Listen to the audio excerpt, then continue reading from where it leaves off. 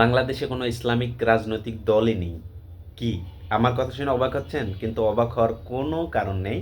চিরসত্য কথা হচ্ছে এটাই যে বাংলাদেশে যত ইসলামী নাম দিয়ে যত দল আছে, সব অন-ইসলামিক দল, কোনো ইসলামিক দল নয়। যদি তো আপনি ইতিহাস থেকে দেখতে পারবেন না, সারা এই যে গণতন্ত্র যতদিন হলো আবিষ্কার হয়েছে, এত দিনের ইতিহাস থেকে আপনি দেখাতে পারবেন না পৃথিবীর কোনো দেশে গণতন্ত্রের মাধ্যমে খেলাফত কায়েম হয়েছে। যদি আপনি দেখাতে পারেন, আপনার নোংরা গণতন্ত্র আমি মেনে নিব। কেন নোংরা গণতন্ত্র বললাম? যেখানে বলা হয় জনগণ সর্বময় ক্ষমতার মালিক, নাউজুবিল্লাহ মিন যালিক। সর্বময় ক্ষমতার মালিক হচ্ছে একমাত্র আল্লাহ সুবহানাহু ওয়া তাআলা।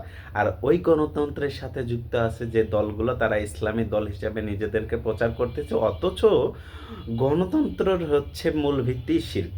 শিরকের সাথে থেকে কখনো নিজেকে মুসলমান হিসেবে পরিচয় দেওয়া যায়? শিরক করলে ইমান থাকে না ভাই, ইমানের ছিটেফোঁটাও থাকে না। তো প্রিয় দিনী ভাই, আমি যেটা বলতে চাইছিলাম, আপনি যদি দেখাতে পারেন, হয়তো বা আমাকে এই কথার কারণে আমাকে গালিগালাজ করতে পারেন, সমস্যা নাই, করেন, এটা হচ্ছে আপনার অধিকার। কিন্তু আমার বলার যেটুকু কর্তব্য ছিল সেটুকু আমি বললাম। প্রিয় দিনী ভাই, আপনি রিসার্চ করুন পৃথিবীতে নবী রাসূলদের যুগে কোনো সময় গণতন্ত্র ছিল কি না।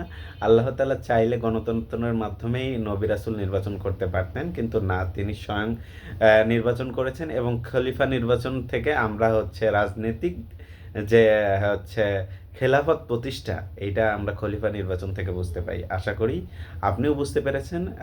এ বিষয়ে সতর্ক থাকবেন ইনশাআল্লাহ। আসসালামু আলাইকুম।